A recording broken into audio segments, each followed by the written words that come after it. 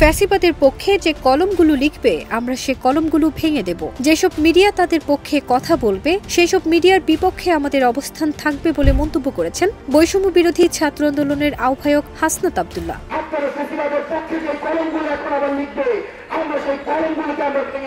13 জানুয়ারি মঙ্গলবার বেলা 11:30টায় নারায়ণগঞ্জের চাষারায় কেন্দ্রীয় শহীদ মিনারে লিফলেট বিতরণ, গণসংযোগ ও পথসভায় সংক্ষিপ্ত বক্তব্যে তিনি এই মন্তব্য করেন।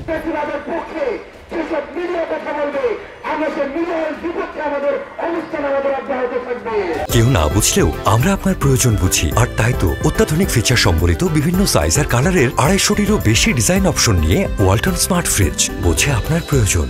হাসনাত আব্দুল্লাহ বলেন, যেসব টকশোজীবী, বিশ্ববিদ্যালয়ের শিক্ষক, বুদ্ধিজীবী, মিডিয়াপাড়া এখন আওয়ামী লীগের মানবাধিকারের জন্য সরব হয়েছেন, আমরা ধরে নিব আপনারা এতদিন এই ফ্যাসিবাদের তেল নুন ঘি খেয়েছেন, আপনারাই এই ফ্যাসিবাদকে পৃষ্ঠপোষকতা করেছেন। সুতরাং ফ্যাসিবাদের পক্ষে যে কলমগুলো লিখবে আমরা সে কলমগুলো ভেঙে দিব।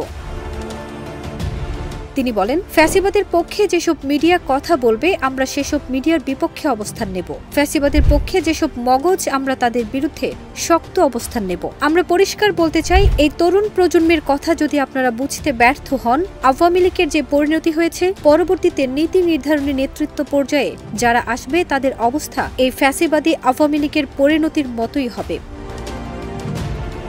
কর্মসূচিতে হাসনাত আব্দুল্লাহ জুলাই বিপ্লবের ঘোষণাপত্র প্রকাশে দ্রুত অন্তর্বর্তী সরকারের কাছে আহ্বান জানান। এ সময় বৈষম্য বিরোধী ছাত্র আন্দোলনের কেন্দ্রীয় নেতৃত্বের পাশাপাশি উপস্থিত ছিলেন জাতীয় নাগরিক কমিটির মুখপাত্র সামান্তা শারমিন। এছাড়া দুই সংগঠনের স্থানীয় নেতৃবৃন্দ পথসভা ও গণসংযোগে অংশ নেয়।